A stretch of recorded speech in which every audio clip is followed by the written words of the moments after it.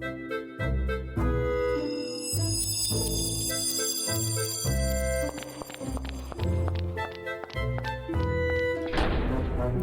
to Puzzling Company, your home for at-home puzzles and mysteries. Here are your hosts, Jared and Zach.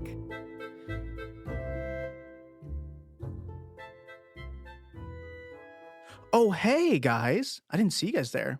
Well, welcome back to Puzzling Company. It's your host, Zach, and always with me is... It's Jared. You want to redo it? No, I don't want to redo it. I think they'll appreciate the authenticity. Excellent. We were just having a conversation about how we hate doing the cold open, and Zach was like, I'm going to spice this one up. True. But yeah, welcome back, guys. On this episode, we are going to be discussing Scarlet Envelope, specifically all three of the first ones, or I guess all three. Yeah, the first 3 episodes. Yeah, so we're very excited to have you guys here, and you'll get to listen to us discuss it, as well as hear from the amazing creators later on. We hope you enjoy. I am Thor, son of Odin, and I am ready to begin my quest. Okay.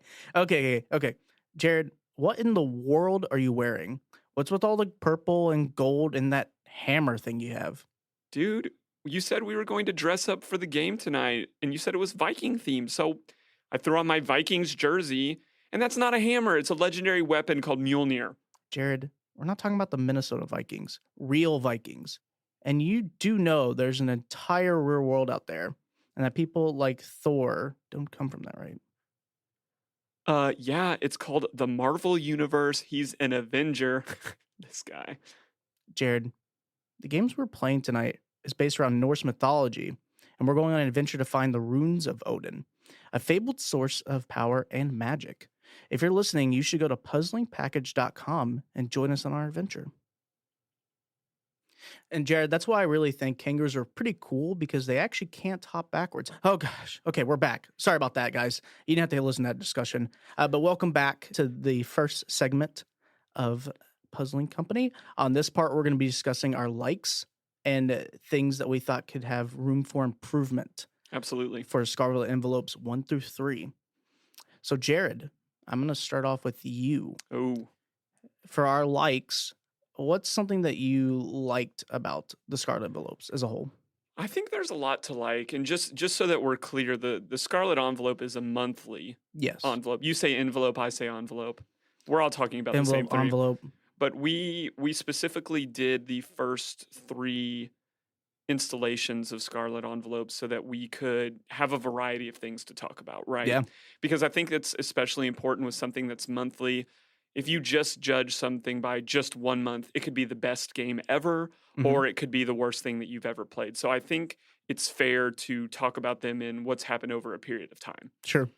So we're talking about the first 3, and we're going to do it a little differently. We're going to go envelope by envelope in both of our segments and talk about what we liked from each envelope and maybe where there was room for improvement in each envelope. Yeah, that makes sense. So the first thing that we really liked and that we learned in envelope 1, and I think this is a cool thing that they're doing, is there's a larger envelope or a larger narrative, a larger envelope, that would be cool too. Yeah. A larger narrative that you're learning about, and there's kind of this person that is driving all of the different episodes that you're playing through.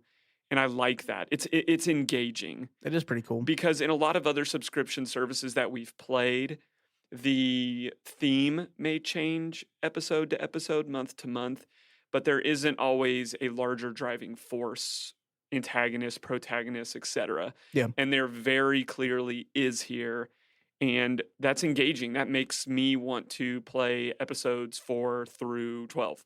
Yeah, I think the larger narrative is really interesting. The way they present it too, with it being kind of like background information almost, it feels like, in each of the envelopes, however you'd like to say it. Potato, but also, potato. Yeah, tomato, carrot, but as the game goes on, and specifically with the way they show the narrative at the end of the envelopes of each of them, I think is really a fun way of doing it. That doesn't feel like I'm just reading a lot. It kind of gives me a visual and an audio version of like, okay, this is what's happened.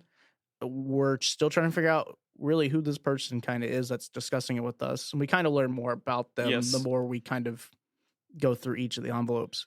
Absolutely. But it feels crazy that we'll talk about this obviously as we go through these, how we just jump around through cases. It almost feels like through time and space. Absolutely. And to put a bow on this, I'm a big fan of Scooby-Doo. Yeah. I think a lot of us out there are. But I find the later episodes of Scooby-Doo more engaging, where there is a story that is moving between episodes versus the same formula and just different bad guys every episode. Yeah. And that's what we're saying here is there is let's call him a meta antagonist, protagonist. Oh, yeah. That is weaving these tales together for you, and that makes it very engaging envelope to envelope. That's actually a great way to kind of explain how it feels with it being kind of almost like Scooby-Doo-esque. Yes. Because it is almost like they are their own individual episodes. Yes. So as the theme song would say, come on, Scott. Roll with it. Try it again. We'll roll with it. Come on, Scooby-Doo. We got some work to do. We're going to go solve that mystery, Jared. Okay? Absolutely. Yes. I love it. All right, what is the second thing from the second envelope that we really started to notice? There are elements of this in the first one, but we really started to notice this and enjoy this in the second envelope. Yeah, I think it's honestly the design. Yeah. They like how they design the envelope and how the game kind of plays, I think is really good for what it is. I also think the structure specifically of how the end of most of them work, I think is pretty solid. We see it in other games, right? With having an answer system, you kind of get checked at the end to see if you are correct. Yes, which I like. But the overall design of like the different notes and the newspaper articles and the videos, it's all really well done. Yeah, I think it's very intentional. Yes. Because obviously in an envelope you're going to have a lot of paper, but it's different types of paper. Right. And especially when I was thinking through this, it was the online design elements that looked nice. Yeah. Like there's some cool interactions that you're not expecting. Everything looks really sharp. Everything looks very believable. And there is in this episode and in the following one, there's a little of using that design to kind of bend reality. Yeah. And we really liked that. And it seems like the choices that were being made were very intentional, and everything just looked really sharp and aided the immersive elements of what we were going through. So yeah, A+ on those, and we really look forward to seeing more of the different design elements that they can bring out in the future episodes. Yeah. What else, Jared? What do you think about specifically for maybe like envelope 3? I thought envelope 3 was the bomb. Yeah.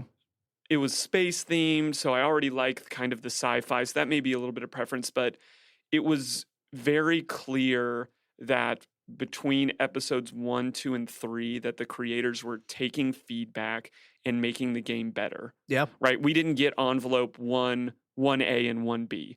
Like it got better in 2, and then it got better in 3. And by the time that you hit 3, you had a really engaging narrative. You had wonderful tangibles. The online aspects were just firing. And then specifically, and we talk about this a lot, there was one puzzle that we just really liked. Yeah. That involved a map, and it just seemed like they were putting everything together and really hitting. And if the rest of the episodes are on par with 3, then we've got ourselves a dadgum good series here. Oh, absolutely. That I think you should absolutely check out, because as we're going to talk about, there were things in 1 where we were saying, okay, like yes and no. And then 2 got a little bit better. But 3, we played 3 and it was like, yeah, that was tight. Yeah. Yeah, I really enjoyed that. And it was a level of quality and excellence that we're used to getting from polished all-in-one experiences, right? Like they have the challenge, and they've put this challenge on themselves to create something monthly. Yeah. Like that's a lot of work. Hard. In talking with other creators, they've said like, I don't want that pressure. So that's why we didn't go that route. But I think Scarlet Envelope has kind of taken up that mantle. And if they can continue to produce things at the level and the quality of what was in episode 3, I'm all in. Yeah. I'm all in. Definitely worth it. It was really, really, really, really great. All right. So let's go now into talking about where we felt like there was room for improvement. As always, I always say this because it's one of my biggest fears throughout this whole process is that people think we're going to be bashing games. We say these things out of love. we say these things as we do when we're talking with the creators. This is where we feel like there could have been some improvement in our opinion.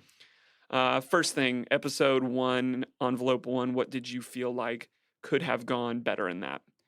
Well, I think the envelope just, you know what? You know what? I'm going to say it again. I think that it just sucked. Okay. I hated it. You know what? Every night when I go to sleep, I have nightmares of envelope 1. No, I'm just kidding. Obviously, it's sarcasm again. But realistically, the thing that we found could be improved specifically in envelope 1, and this is something that this was just a personal thing too, I would say very much want to like reiterate, was that we did not realize, and maybe this was just on us, that episode 1's onboarding is the entire envelope. Yes. Kind of a spoiler. That's so true, yeah. But the first one, and I think the more when we looked into it, they kind of do hint at it that it's supposed to be kind of like an onboard intro, right? Yes. Which makes sense. Usually your first one in a series like this would be more of like an intro of how things would work and the mechanics. Absolutely. But not knowing that, and if you only got like the first part and you were like, oh, I got episode 1, and it literally is just like a pure onboarding experience. Yes. It feels weird. And then not having an onboarding for something that you're not sure is an onboarding experience also felt weird at the end, because we were like, okay, well, we just got an envelope with a bunch of things on it, and we have zero idea of how all this is going to work. Right. It felt random. It's very random. And it's supposed to, but Yes. you don't, what Zach is saying is you don't know that it's supposed to be Correct. random. You feel like you've got a little bit of this story and you're trying to link it narratively with this story, and you can't until the very end. But what we needed was some direction on where to start, what to touch first, where Yeah. to look first, and then the experience as a whole, onboarding you to the narrative series works. But one thing I will say about this is, in talking with Anna and Lisa, the creators, is we got version 1 alpha. We got the very first, and I know that they have very much worked hard to change a lot of that since this. And again, we say that because that's encouraging to hear for us as people who play and review games, to hear that owners and creators are taking honest feedback from people that are playing their games, and not only making their future endeavors better, but making their past endeavors better because future people are going to play them. Yes. But yeah, that is what we thought. It's a cool idea to onboard the narrative, but if you don't onboard your onboard, then it can be a rough opening envelope. And I don't think it was rough in terms of puzzle material. It just felt scattered and didn't have a clear beginning point. Yeah, definitely agree with that. Well, for thing number 2, in envelope number 2, right? We're talking about the second envelope now. We felt like, and this is something that we've actually discovered in quite a few games, but there is an issue with puzzle flow when you have the ability to discover puzzle answers without a place for puzzle inputs, right? So there is a point in this where if you choose to go path A instead of path B, you arrive with all of this information and it doesn't feel like you have a place to put it. Yeah. I think that was another part that we didn't feel as much in the first envelope, because we kind of figured out the onboarding, but specifically in envelope 2, it very much, we realized how the game would play after playing the first one. We're like, okay, so for a majority of it, we felt really solid. But then, like you said, having the, like, not knowing kind of how the solving outputs of it, it felt really weird having all this information and not knowing what to do with it. You're like, okay, well, I've gathered this person, this thing, this happened, but where does it go? I just now have like 8 things I have held up of information. And then when you eventually get to the end, then you get the system that shows you, like, and you're like, you say, oh, it's an aha moment. So now I answer everything I've learned. But it just feels weird where you're like, because there's other clues, right, that are just like the others, or that they're obviously very narratively tied to. So you're like, okay, well, we solved, let's say, clue 3, and clue 5 has very much the same narrative on it. Yes. And you're like, okay, do I start tying these together? Maybe this gives me a whole new answer that leads me to maybe a website or to another piece of Or paper, wherever we're supposed to go. wherever, and you're just like, no, okay. And then when you get to the end, like you said, the aha moment of realizing where you do solve it, but it feels weird for a majority of the game. You're just like, I don't know what to do with this or this or this. And it made us on a couple of occasions question Yeah. whether or not we had the right information, because traditionally information leads you forward. Mhm. And it's almost like if you're in an escape room and you solve a puzzle and you have a code, or you get a key, but you don't have the lock to put it in or the correct input mechanism to put it in, you are questioning constantly, did we do this right? Or did we skip ahead and we shouldn't have?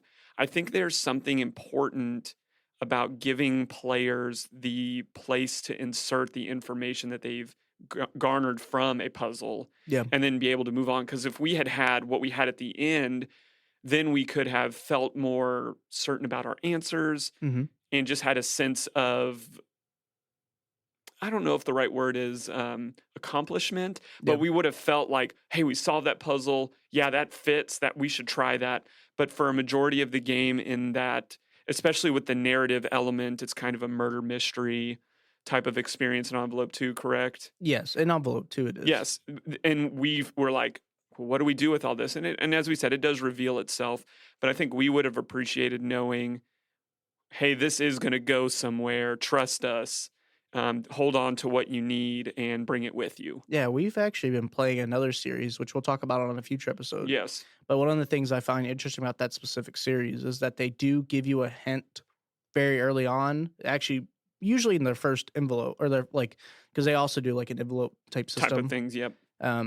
And in it very much tells you like, hey, this is kind of what you're going to try to do, and this is your objective, but you still have to figure out everything that goes in it. Sure. So you still have all the answers, but it basically gives you a heads up like, this is what you're kind of looking for, and this is kind of what you're wanting, so that when you do eventually get to like a solution solver, you kind of go, oh, okay, and all 18 things of information I've gathered, I knew how it was going to go. Yes. Well, on this one, you kind of just gather a lot of information, and you're just kind of hoping until the end. Yeah. So I think it's something small, but it definitely kind of throws. I could understand, like, I mean, it threw us off at points. I Sure. could see how for other people it could also throw them off. Like, I'm not sure my answer is correct, and then you get to the end, and you realize you threw off yourself entirely because you weren't sure. at that point. Absolutely. And I think it's good to think about those things in your earlier envelopes, because you, as a business, you want to hold on to customers, right? And if there's issues in your earlier envelopes versus your later envelopes, you want to be able for that subscription to continue. So I think just a simple fix of giving us a way to see that end goal while we're solving makes it go a lot smoother. Yeah. Zach, what was the last thing? And this is a little, we joke about this from time to time. Yes. What was the last thing from envelope 3? And I really feel like this was through most of the envelopes we played. What did we have an issue with in envelope 3? Yeah. So actually, this element does apply to every envelope because it does specifically go to the end of each. Yes. So without telling you too much about it, I have to tell you obviously a very simple part of it, but I'm gonna try not to give away too much. There is obviously, as we talked about early on, there's a larger narrative with someone else involved who's kind of leading you through different cases through times and space. Yes. They of course want to keep themselves secretive and not to give you either information about who they really are, Sure. or their identity or their voice. And specifically, This person lives in the shadows. correct. They And thrive on anonymity. they want to be cryptic, and that makes sense. Now, when you watch at the end of each game, there's a video that explains the full narrative that you should have learned through the game. Yes. And just kind of gives you like a solution as well, and then ends. The voice. It's supposed to be cryptic, and it makes sense. So it's very like not staticky, but it sounds really deep, and you can't understand. You can't understand them, and it's supposed to kind of be that way. It makes sense, And there's they, subtitles. They give you subtitles Yes. to match it, but it feels really. When the video is like 4 minutes long after your game, and it's talking about the entire story that you learned, and you just hear, and it says the Galactic Empire has done this, you're like, okay. Which, like I said, it makes sense to the game, but for me, I almost wish maybe the cryptic voice sounded less distorted, I agree. so that maybe it still sounds deep, but it sounds more like I could understand it. And it could have been just us, but Right.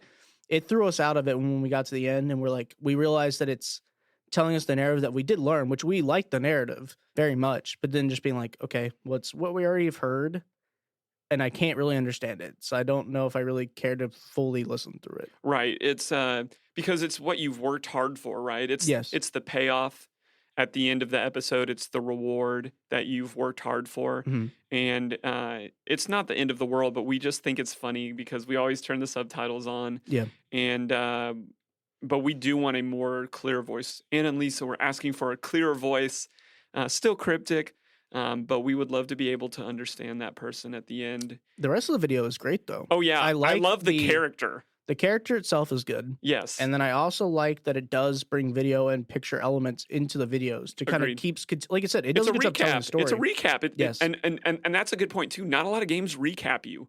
Yeah, it doesn't really jump into an actual recap. Recap the narrative, and that's, I think we should have put that in the likes, is there's not a whole lot else doing that. You're supposed to make sense of it on your own, but they kind of help do that. Yeah.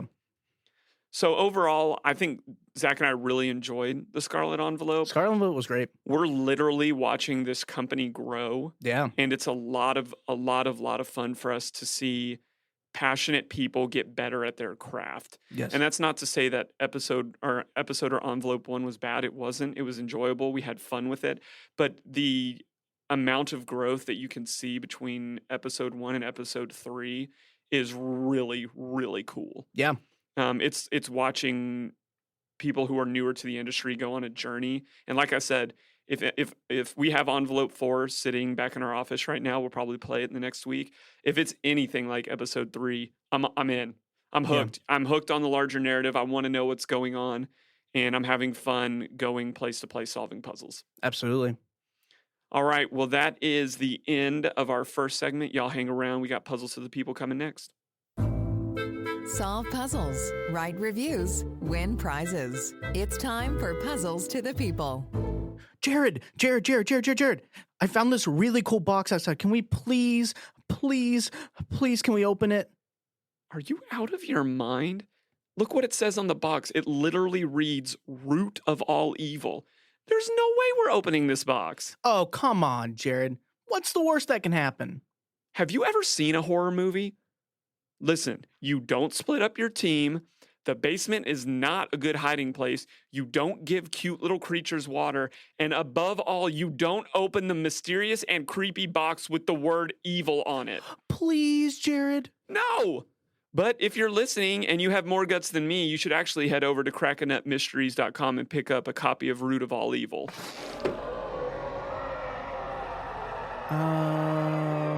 Jared? I think I need to tell you something. Welcome back, everybody. We are now in our second segment of the show, which we called Puzzles to the People. In this section, we actually spend a majority of the time reading your reviews. So if you're leaving us reviews, shout out to you. Thank you so much for your feedback. We'll be sure to mention your name if you leave it in there. If not, you will be known as Anonymous. Ooh. Kind of like our meta character in this series. Yes. So what we do here is I always pose a comment, question, idea to Zach, ask him to agree or disagree with it, and then I usually chirp in with my own opinion at the end. But let's start off with some of the feedback we got from Scarlet Envelope. This is a quote from Anonymous. They said, "For the price, these surely deliver some entertaining puzzling. I wasn't totally sure about the first one. It was really easy, but the next were more challenging. Agree or disagree?" I very much agree with this. I think that for the price, it very much is worth it, and how much different types of puzzling you can do and the entertainment value that you do get from it. The first one, when we find out it is supposed to be a full onboarding experience, essentially, it is a lot easier, in my opinion, than 2 than 3. Right, and the meta puzzle of number 1 makes it really easy. Correct. Yes. It's like I said, it's a point. It's not supposed to be like the most difficult, or at least in the version alpha that we had, it wasn't. I wouldn't crazy difficult. I wouldn't lead with a difficult. Game to my series. Yeah. It was very easy. Like when we completed it, we were like, okay, this is good. Like we thought it was really interesting, but it felt crazy easy, especially with a lot of the small puzzles that lead to the meta puzzle. but 2 very much takes it up a notch comparatively what we remember in 1 at the time. Because I remember we got into them, we're like, okay, this is definitely a little bit more difficult. Some of these, like some of the clues were still like pretty good at being pretty difficult, but not crazy. Yes. And then when we got near the end of the meta, we're like, okay, yeah, this definitely does take a punch. There's specifically one about maybe a murder weapon and what was used that we were like, okay, yeah, this is actually kind of a difficult puzzle to make like the connection between this piece of paper and this information saying from this book on this website that says this. And we have to know this person's job, and how they're related. It very much felt like it was definitely a step up. And then when we got to envelope 3 or episode 3, it very much jumped a whole new level. Absolutely. It still did a good job of like slowly escalating through the actual envelope itself, specifically in 3. I think 3 was great at it, where it starts off kind of like, okay, this is kind of the intro. This is kind of the information you're going to gather here. And then you do a certain puzzle in it that gives you a database to more information of how to solve more of them. And then it gets harder and harder and harder until you get to the metal puzzle, and it gets probably obviously the most difficult it will get. And it does a really good job of that. I agree. No, I agree with the comment as well. I think the games do offer very solid puzzling. They're fun, they're unique, and worth your time puzzling.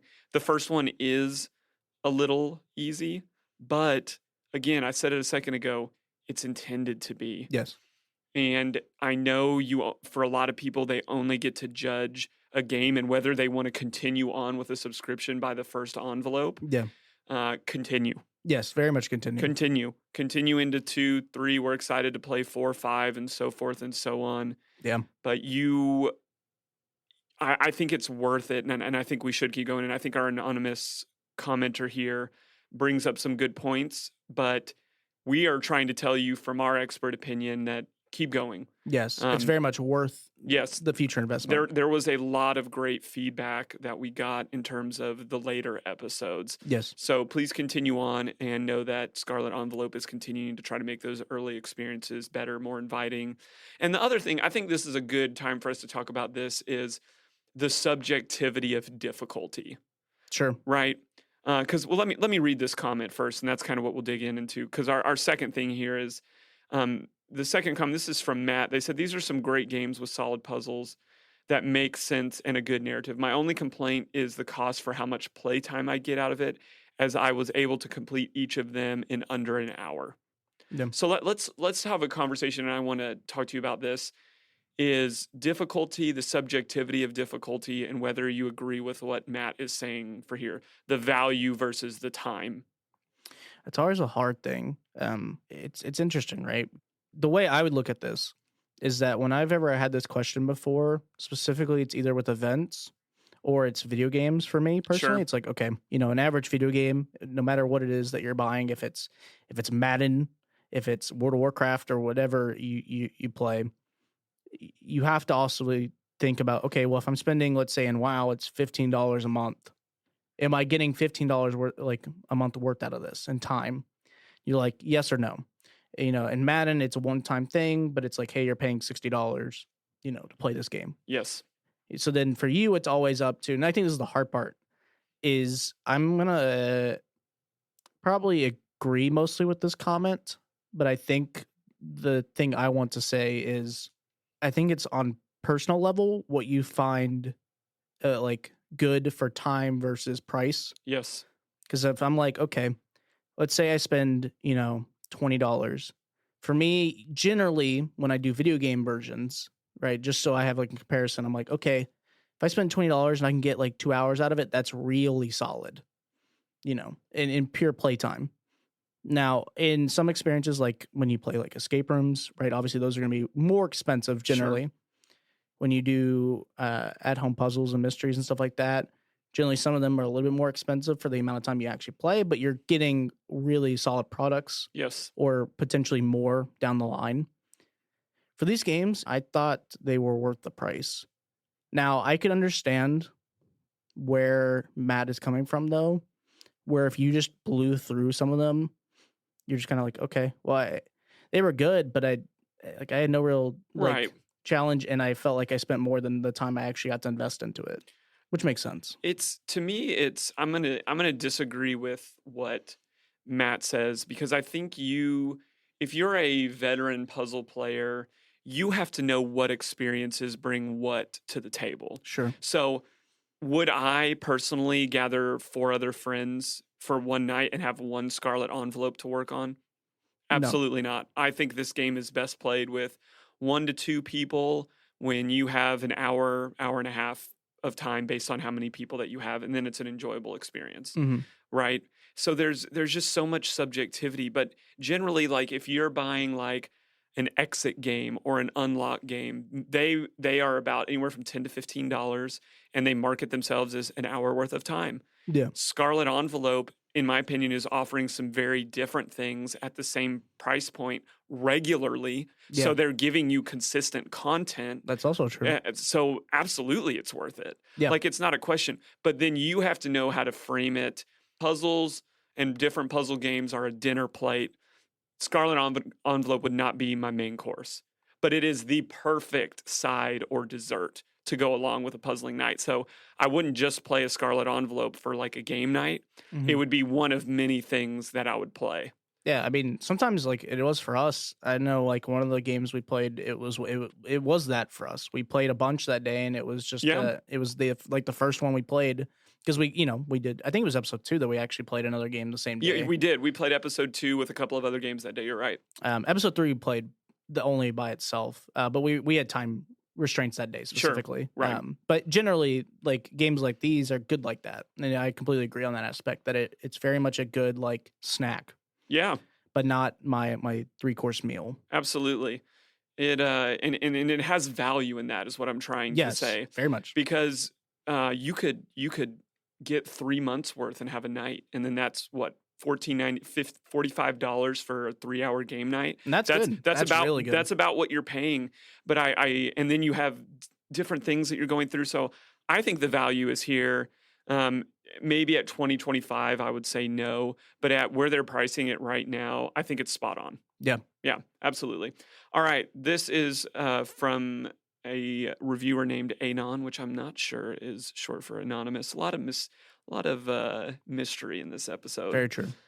He said, but this was part of this person's review. They said, most packages contain primarily puzzles and an appropriate amount of narrative to tie them together. So my question is, going off of their comment, Anon makes it sound like it's a balanced experience. What do you say to that? Like if you're saying, is it more puzzly or more narrative or more puzzly?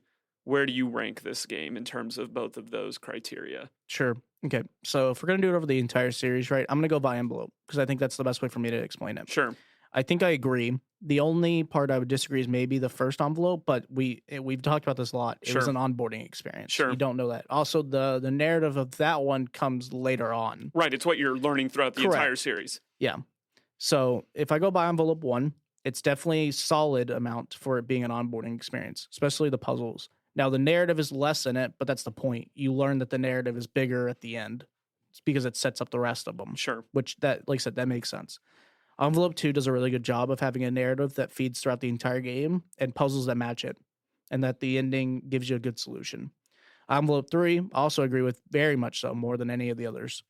I think it does the best at giving you a really good narrative that you can find throughout everything and ties them all together really, really well, but also gives you great puzzles that work with them. So you're not feeling like, okay, I have this narrative in the background, but I'm just doing this puzzle that doesn't make sense to that narrative or connects it well. Like we talked about it, and Jared specifically brought it up earlier.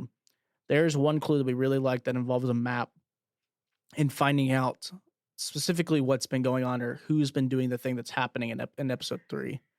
And being able to do that and match it to like the logs we have that we're trying to figure out who did it and trying to decipher messages between aliens and humans. Yes.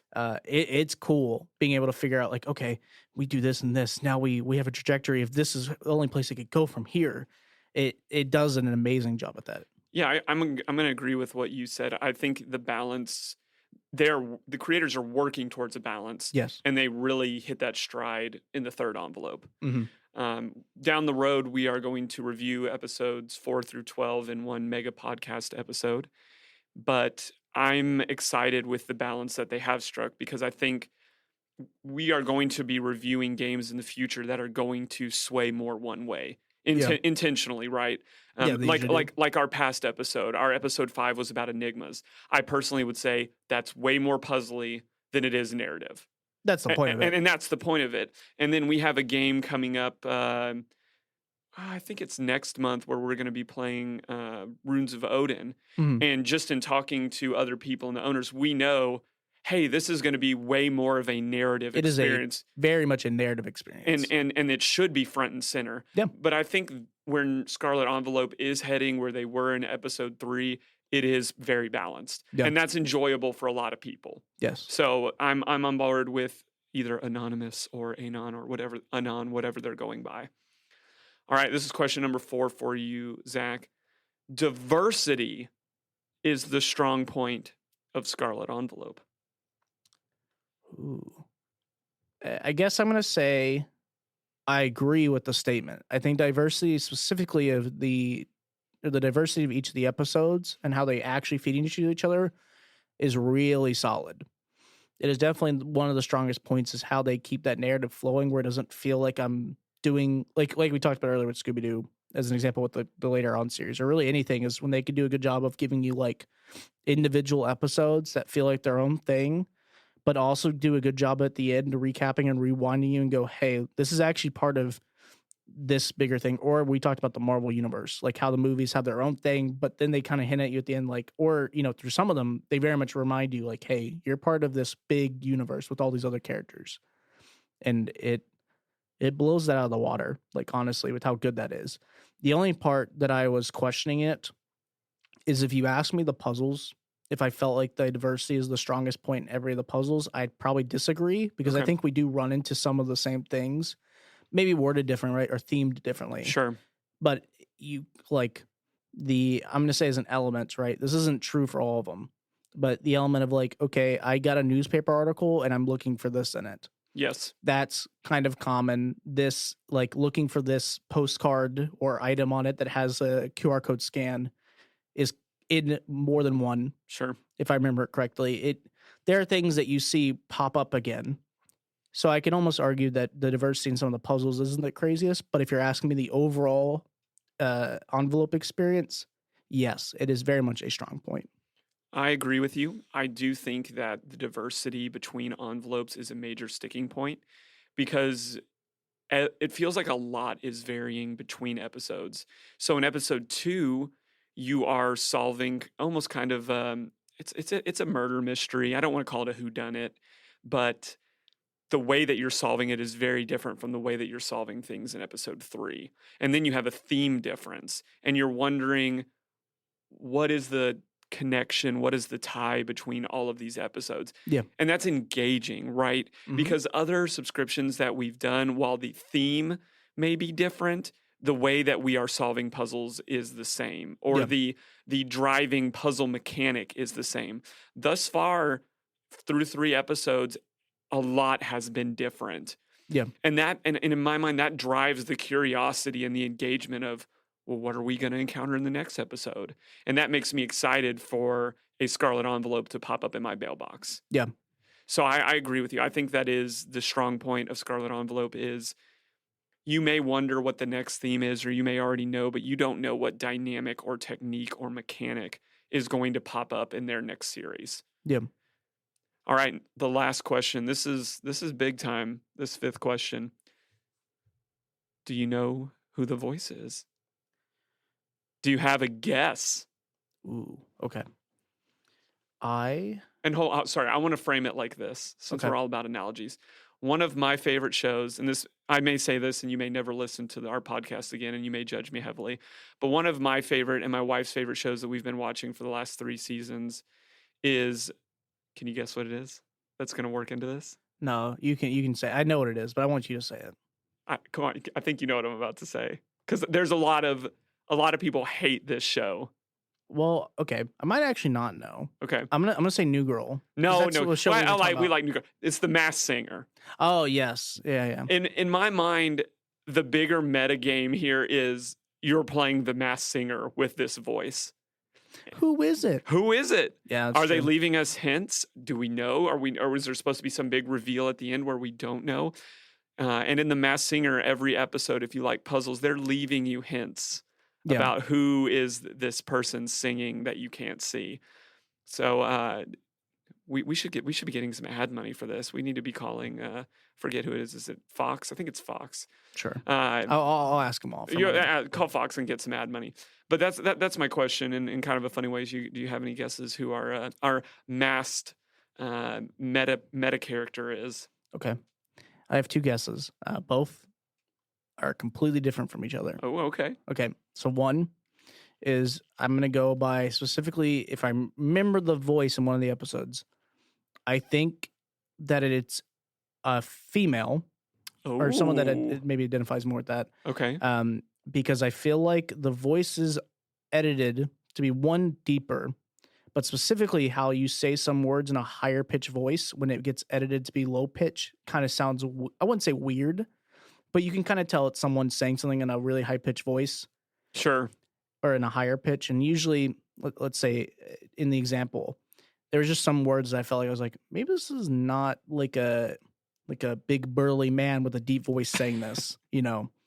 So I was like, okay, it could be a female. Let's say that's my first guess.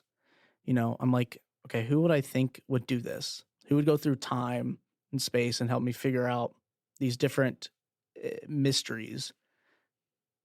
One, I think it's Velma from Scooby-Doo. Wow, you're sticking on the Scooby-Doo theme. I know. I hope you really enjoy it. So that's my first guess. Or some random female is just asking me to solve random things for them, which is fine. I'm totally fine with that. The other guess is that it's Optimus Prime and that he doesn't want to give away what's going on because the Decepticons will come and get him.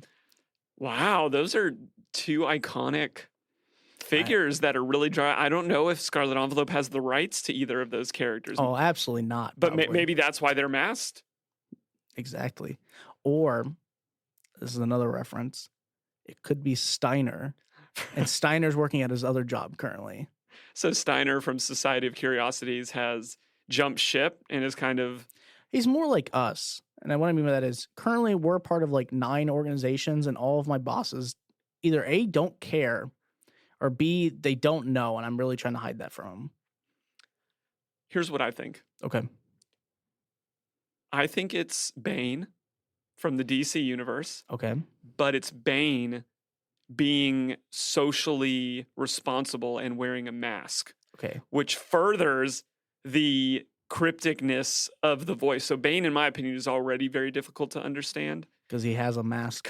But now to his face. Right. Yes. But now he's no different. Like he should have to wear a mask if I don't know if Bane has COVID. Double mask? But why Bane is getting us to do all of these things, I don't know, because one thing that we haven't decided yet is this character a character for good? Is this a character for not so good? Is it a gray middle character? Yeah. We don't know. We're kind of blindly trusting this individual thus far. If it is an individual, who knows? We've in recent other things have been tricked by individuals who are actually organizations. Like we in another game we'll talk about at some point. We unfortunately have basically helped the enemies. Yeah. So why should we be so trusting and continue to complete missions for this? Like I'm going to, but shouldn't we think about who's really driving here? Yeah, it makes sense. It could also be Bane trying to maybe he's got an internship with the Riddler. It could be that. Final answer. The voice is Bane wearing a mask, doing an internship for the Riddler. It could be. It could be. Oh, that's so fantastic. I don't want to guess anymore. That is an image I want to have somebody draw. Like at Bane at a really small desk, maybe getting coffee for the Riddler. He's trying to read the lines off into a mic, and he's just trying to say the different riddles, and then the Riddler just comes over and he goes, "No." He's just like getting mad at him. He's just like, "I'm sorry," and but he's jacked his crap on this small desk in a small chair, just almost like in the Incredibles. Yes, Mr. Incredibles is at the desk. At that very small desk. Yes. So Anna and Lisa, if you're listening, it is Bane wearing a mask, being socially responsible, Excellent. at an internship at a very small desk, doing the bidding of the Riddler. I like it. Batman, watch out. True. If I was Batman, I would Hang it up. Hang it up. maybe walk away. Leave it to Zach and I, the professionals, at this point. Yeah, us. Well, all right, you guys, that's going to wrap up Puzzles to the People. Stick around with us for Questions for Creators. There are some awesome people who make the puzzles we love to solve. This is Questions for Creators. Hey guys, Jared here from Puzzling Company Podcast. We get a lot of questions about how we make our podcast. The truth is, we belong to a great podcast network called Rogue Media Network that helps us produce our episodes. They can do everything from help you craft, record, and edit your podcast. If you've got a story, they can help you tell it. Check them out at roguemedianetwork.com. Welcome back, guys. We are now in our segment called Questions for Creators. In this segment, we are going to ask the questions to the creators themselves and kind of ask them things that, maybe about themselves or the creative process, because, you guys know this if you've listened to other episodes or if you haven't. A lot of these people work with either a small team or even by themselves. And the amount of work they put in these games sometimes is insane. Yeah. When you really look at it. And we've been able to have some amazing people on the show so far. And actually, for today's episode, we get to have two amazing people on. Yeah, we do. We get to have Anna and Lisa, the co-owners and creators of Scarlet Envelope. And they're a lot of fun. Yes, they very much are. They're a really fun dynamic. It's always a joy to catch up and talk with them. And we're excited to hear from them. Yeah. So in just a little bit, we are going to ask them the questions. Well, why don't you kick us off with that, Zach? Sure. So question one will be, tell us a little bit about yourselves and what you were doing before Scarlet Envelope. Hi there. My name is Anna. This is Lisa. Hi there. And we are Scarlet Envelope. We are a Toronto-based couple. We have a Russian background, 2 dogs, and a passion for puzzles. Scarlet Envelope is our first puzzle project, the first game project, the first crowdfunding experience. So there are a lot of first times here. And we are really glad to be here on your podcast. Okay, so Anna's a PR major. Yes, and Lisa's got some education in engineering and architecture. But my whole life, I was really a digital marketing strategist and a social media strategist. And I was designer. Yeah, she's a professional designer. She led like a team of professional designers and stuff like that. We worked together for a long time before starting our own little boutique agency, which pretty much means it's just Anna and Lisa, working in their pajamas at work. Just like Scarlet Envelope, but just like Scarlet Envelope, but doing like boring things. Yeah. So it was a content agency. I mean, it still is, but we do less of it now because we've got Scarlet Envelope. We are creating web designs, email marketing, managing social media for clients, making promotional videos, things like that. So we do feel very comfortable creating things. And that's why when we came up with Scarlet Envelope, we thought, okay, like a good amount of time. We're just going to be doing the same things, but for our own project. And not, for clients like, I don't know, someone selling shampoos and we're making a video that's, shampoos, which, I mean, that was fun for a while. And then it just got, I don't know, the same every time you do it, I guess. I want to make it short, she said. Oh my God, yeah, I can't make it short. You want to make it short? Anyway, in a nutshell, with Scarlet Envelope, we get to do the same things, but for crazy worlds, like, we're taking you to space, or we go into the 19th century France, and we're still making some videos. We still work with some audio files. We create some designs, produce promotional materials, kind of that look like, letters and pages from encyclopedias and stuff like that. And we can really make them look and feel real. And I think that's what our players appreciate. And that's what we really like to do.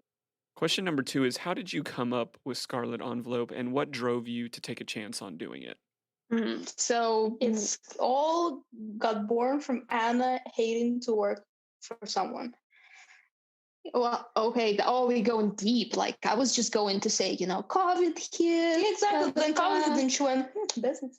Okay, yes. So Anna's always wanted to have some product. Let's just start there because so And I I always wants to have some. my whole life I've been working in service, right? Like it's a service business when you're help your clients achieve some results, you promoting your clients. And I've been in this my whole life, and I've always wanted to work for myself. And when we created this boutique agency, I felt like I finally achieved this goal of, I'm my own boss now. But in reality, sorry, dog barking, sorry. In reality, it really wasn't what I thought because, yes, I am technically working for myself, but it's still very much limited by what my clients want or need. And if this You is are going deep. yeah, well, we are here, so what the hell? Um, I always wanted to do something that, to use my own judgment, to not really limit myself when I want to do something crazy. And when COVID hit, we saw the opportunity to do something new because we had a little more time on our hands. We were bored. We were at home.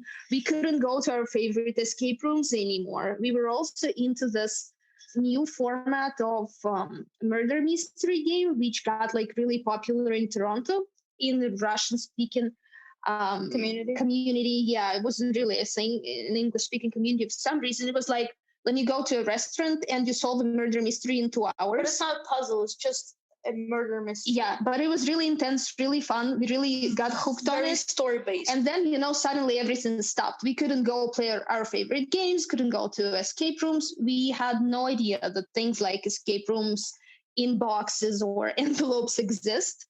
So we started Googling that. Lisa found a couple. We played a couple of things like that. We definitely loved the format, but we didn't really fall in love with any of the subscriptions. And we started thinking, what would we do differently?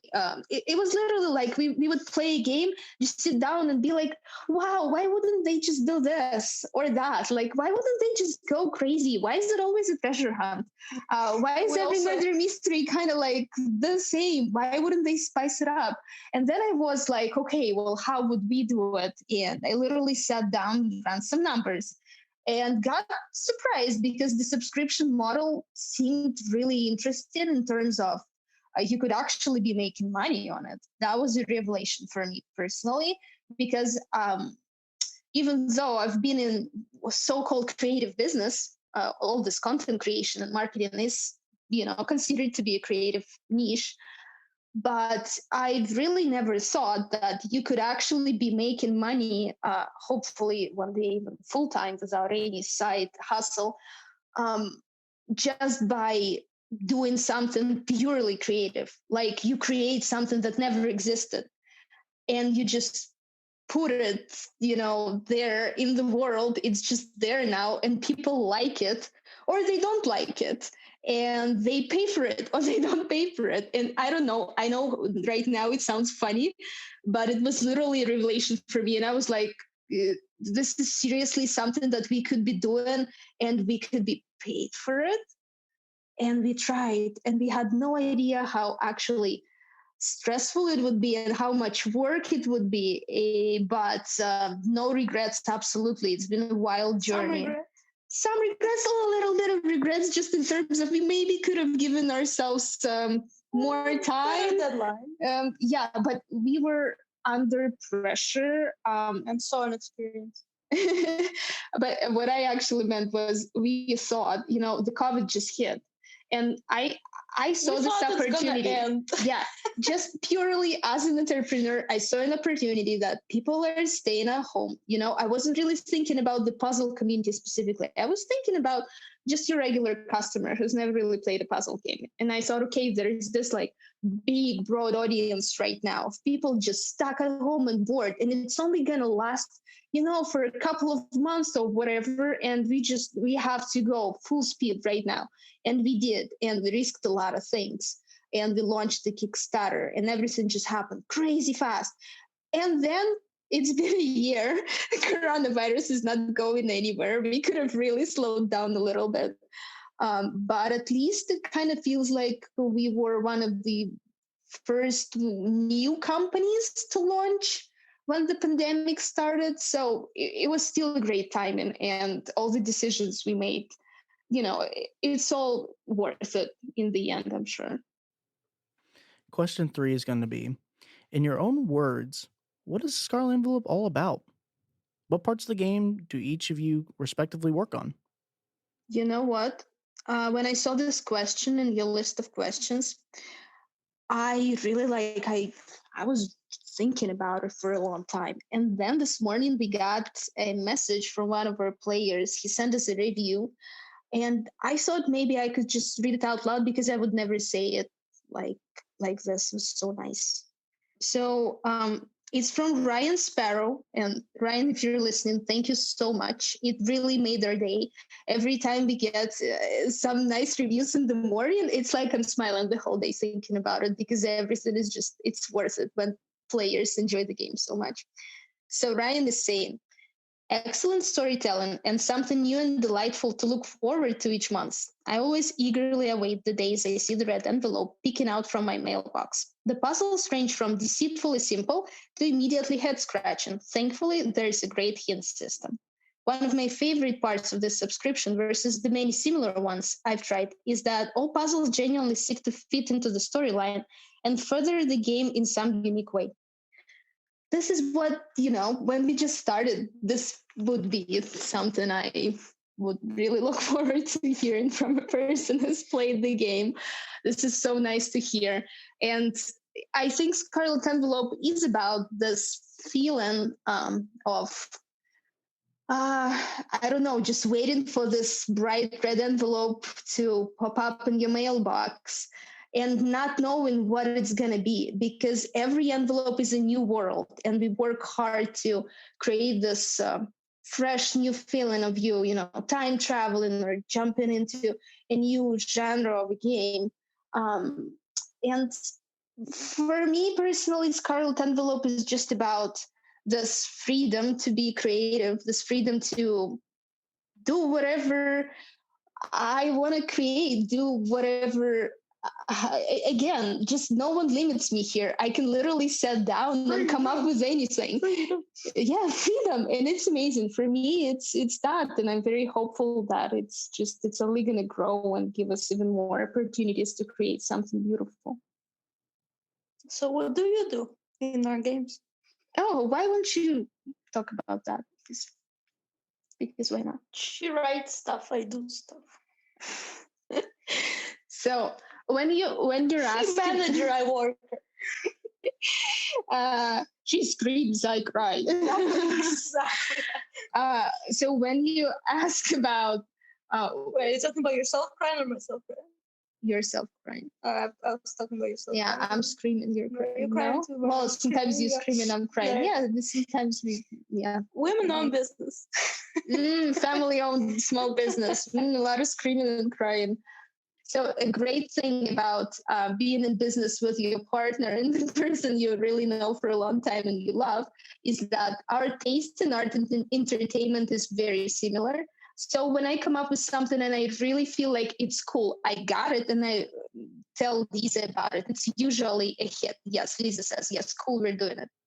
So we really love the design work in your games. Tell us more about the role that design plays in your games. Well, in a nutshell, I think Lisa will be talking about it, but just from my point of view, because you're a designer. Oh my god, You're the manager. When it comes to design, I think that it's very important because without the good design, no game will be immersive. And our players definitely appreciate when they actually feel like they are a part of the world that we send them to with this envelope. And the design really helps with that.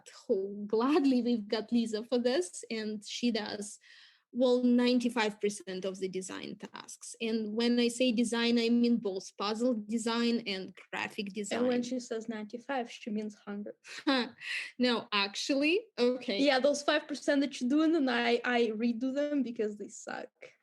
Wow, guys, now you know how hard it is to actually create a Scarlet envelope that you love so much, because half of the companies being really mean to the other half sometimes. Well, okay, let's remember that one of the favorite puzzles of our players in the whole chapter so far is the star constellation password from game 3, and it was completely and fully designed by me, from the idea to the way it looks. So I do some design usually when Lisa is too busy, like when Lisa is too busy with the puzzle design and just putting everything together. And sometimes the deadline is just like there, and we just have to do something about it. And we've never hired any other designers because Lisa is very particular about the way everything has to be done. Just So like sometimes, just like you're yes, also very of particular. course, I'm not saying like it's a bad thing, it's a good thing. So sometimes I am honored and allowed to do some design for the games. Yeah, this is one exception. I agree. This star constellation. And that was a great exception. Every time people comment how they like this puzzle, I get all like, oh, shivers. No, honestly, it's just because Lisa's really great when it comes to puzzles. I feel like my puzzle design I think it's beginner's luck. It's okay. Maybe beginners, like, who knows. Well, for me, I just feel like I recycle a lot of ideas. Even though I try to be original, it's still like I need to play a lot of games. I need to stay sharp to create a good puzzle. We're actually really interested in this. How do you go about creating the puzzles in your games? Well, I sit and then I create. It just comes to me. The God speaks to me. And that's I'm so like, helpful for the young creators out there, Lisa. But like, honestly, I don't know. You just think about the things that could be in this era, on this envelope that fits in the story, and then you go, well, what can I fit into the encyclopedia page or something? Yeah, honestly, Lisa usually gets like a 30 pages long structured Google document from me that says, okay, here's the plot, here are the characters, here's the items, here's the twist, here's the goal, and here are like 8 items, or usually it's like 10 items, but we don't take all of them. Tell me what works. Tell me what you can do with them. I've got some ideas. Sometimes I just come up with ideas right away, and I just tell her, okay, there has to be an encyclopedia page, 2-sided. It has this and that. Here's the imagery. Go for it. And sometimes it's just like I literally go, we need to fit 2 puzzles. I have no idea what we're doing with them. I have no idea where they're going to go. Just please save us because we're doomed. What can we expect from the future of Scarlet Envelope? Do you have other ideas for different games in the future? You know what's funny? The second our campaign ended and funded, and we just signed up to create 13 games in a year. First thing we're asked in the first interview is, what's gonna come next? And we're like, whoa, give us a second. We still need to figure out what comes now. We don't know what comes next. But no, to be honest, we do have ideas for after chapter 1. Cool. We're not gonna be, we haven't told anyone because it's not set in stone yet. But what I can talk about and spill some tea are the games that are coming in the chapter that have never been mentioned. Okay, well, first, this one was mentioned, but no one really knows a lot about it. Game 6 is called Screaming Venice, Art Heist of the Century. This is a beautiful game. Like, it's beautiful. I really love the way it is because it's all about art, and I am really an art geek, so I'm really going speed with it. I'm really having fun creating this game. And it's not just an art heist investigation. It's actually, when you unravel the mystery, it turns out to be a pretty dramatic love story. And it's gonna take place in Italy, obviously, in 2000. Year 2000. Oh, no. 2000. Yeah, it's fun. I really like the way. I haven't seen the 30-page document yet, so I don't know much about that game. But the document already exists and it's almost done. And the next game that was mentioned, but we've never really talked about the plot, and I can actually. Yes. The Tale of a Golden Dragon. I can't wait to work on that game, honestly. Yeah, me too. And the narrative is already finished, so it's just the puzzle design and everything else. So the tale of a golden dragon is gonna take place in medieval times, but not the regular medieval times you used to, the crazy twisted medieval times where everyone flies on dragons, like rides horses. They ride dragons because why not? And the inspiration for this game was the Witcher game and the Witcher books. So you can expect kind of like this funky little village with some wizards and some monsters. And there's obviously a castle, was obviously a princess. And this princess got herself a cool, expensive toy, the golden dragon, a very rare type of the dragon. And the dragon just went rogue and just burned the whole village to the ground, which is definitely not cool. And you're gonna solve this problem for the princess. And technically, it's gonna be like a treasure hunt game, which we've never really had before. Okay, this is a question for everyone. What games are you playing currently that you think our listeners should check out? Mucho muerto. Yes, Love it. definitely. Probably the best game in But the it's not industry a puzzle game. That's I've played so far for me, but it only had a handful of puzzles, and it was mostly a narrative investigation mystery game. Yes. Yes, it's by MPC, Mystery Package Company. The series is called Postmortem, and the game is called Luce Muerte. It has beautifully made physical items in it, beautifully written story, and it's just the narrative just unravels the way you want the beautiful detective story to unravel. It's just, I was enjoying every plot twist. Every step we took made sense. Everything was logical. They gave just enough information for you to really, sit down and think, to really work through all the information that you got. And we solved it and we loved it. We felt really good about ourselves. I have a pin, and I'm, for the first time in my life, so excited to have a pin. I never got this before, like I turn into that person. I am, because now I feel this. Before that, when people were asking for a pin, when we had the Kickstarter campaign, we weren't really getting it. I mean, we made the pins. Don't get us wrong. We have like 250 pins ready for our people. Nobody saw them yet. Nobody saw them yet, but we do have them. But we really, like, it was a mystery for us why everyone wants pins. Like, okay, you want them, you can have them, kind of thing. But now I actually really get it. She wasn't as excited about our own pins as about the NPC pin. Jesus Christ. Because I felt like a part of the story, and this is what the detective investigation has to be like. That's why the problem is it's sold out on the website right now. I checked recently, but guys, keep an eye. It's a beautiful game, and I really recommend it. And probably all of them in Postmortem series. I don't know, but I'm definitely purchasing all of them to try them out. And what else? When it comes to puzzle games, I want to give a shout out to Bluefish Games and the King's Elevator game. Bluefish Games. The King's Elevator is amazing value. It's packed with really cool original puzzles. The digital production is beautiful. It's fun and light and relaxing. Just, I found it perfect for the evening after a busy day, when you actually kind of feel like, oh, can I really, does my brain work anymore? But you do want some entertainment, and that's what it is, some pure, really fun entertainment. We really appreciate everyone who took time to listen to this podcast, who's interested in our story, who plays our games.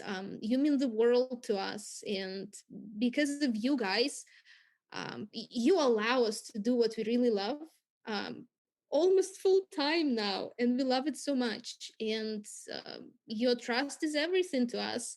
And I just want you to know that whenever there is anything you want to ask us or anything we can help you with, just always feel free to reach out to Scarlet Envelope. We don't bite, and we love connecting to everyone in the industry.